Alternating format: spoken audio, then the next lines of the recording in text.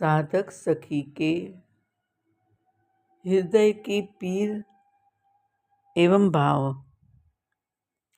भोरी सखी जी 26वें पद में स्वप्न लीला सुना रही है कि मुझे कैसा स्वप्न देखने की इच्छा है। पद की लाइन है, ऐसो स्वप्न मोही अति भावे। आइए सुनते हैं।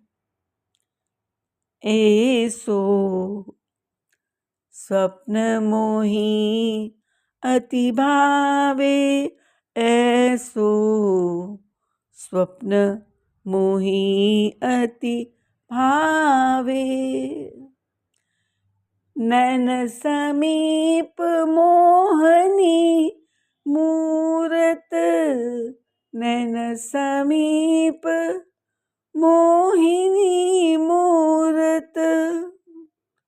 मंद मंद मुस्कावे मेरी प्यारी, मंद मंद मुस्कावे, ऐसो स्वप्न मोही अति भावे, ऐसो स्वप्न मोही अति भावे। कोटि चंद छवि सुंदर आनन, कोटि चंद छवि सुंदर आनन। रूप सुधा बरसावे मेरी प्यारी, रूप सुधा बरसावे, ऐसो स्वप्न मोही अति भावे, ऐसो स्वप्न मोही अति भावे। भोरी रंग भरी रंग भरी रंग भरी, भोरी रंग भरी अलबेरी, भोरी रंग भरी अलबेरी। हिय में आई समावे मेरी प्यारी, हिय में आई समावे, ऐसो स्वप्न मोही अति भावे, ऐसो स्वप्न मोही अति भावे।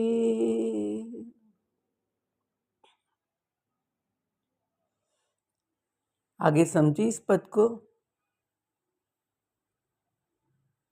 ऐसो स्वप्न मोही अति भावे। भोरीजू कहती है, स्वप्न कैसे आता है?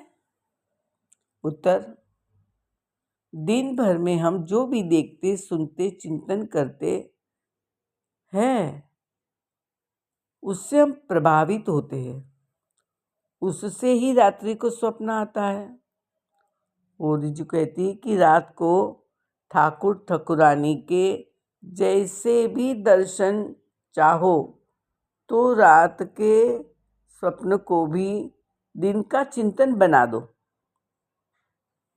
ऐसे दिन रात एक ही स्वप्न हो तो सत्य होने में देर नहीं लगती।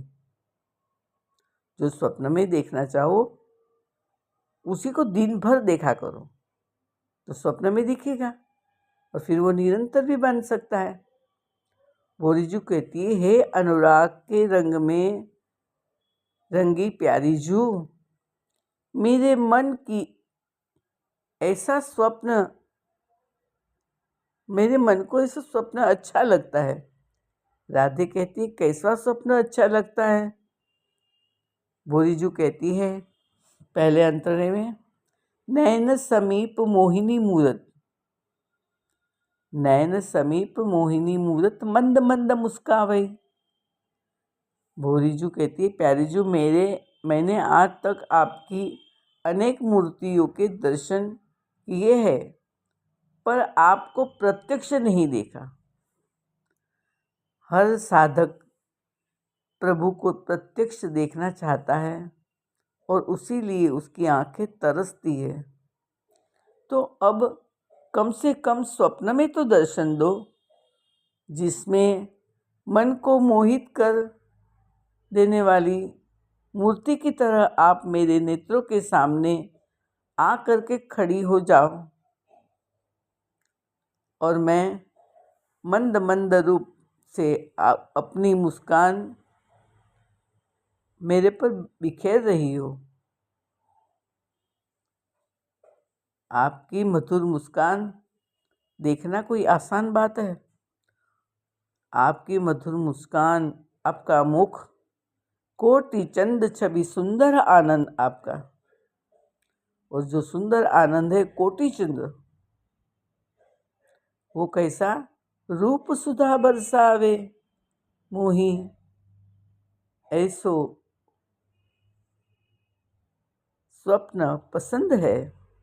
वो रिजू कहती, करोड़ों चंद्रमा से भी आपका मुख कमल सुंदर है, और जैसे शरद पूनम का चंद्रमा अमृत की वर्षा करता है, वैसे ही आपके रूप द्वारा आनंद की वर्षा हो रही हो। भोरी रंग भरी अलबेली हिय में आई समावे। भोरीजू कहती है, और आप दोनों मेरे हिय में आकर समा जाओ। आप अनुराग के रंग से भरी है और मेरा हिया भी अनुराग के रंग से भरा है, ऐसे मेरे हिय में आप दोनों समा जाओ। ऐसा भोरी ने नहीं कहा कि और मेरा स्वप्न पूरा हो, स्वप्न टूटे ना, मैं उस स्वप्न से जागू ही नहीं। भोरी ये नहीं कह रही मेरा स्वप्न पूरा हो जाए, मैं आपको ऐसा देखूं, मैं जागू ही नहीं उस स्वप्न से। हमारी 3 अवस्था है, जागृत, स्वप्न, सुषुप्ति। तीनों अवस्था में एक ही स्वप्न रहे तो वह सत्य होता है, क्योंकि स्वप्न झूठा है, पर स्वप्न में दिखे राधे श्याम कोई झूठे थोड़ी है, वो तो सत्य है। तभी तो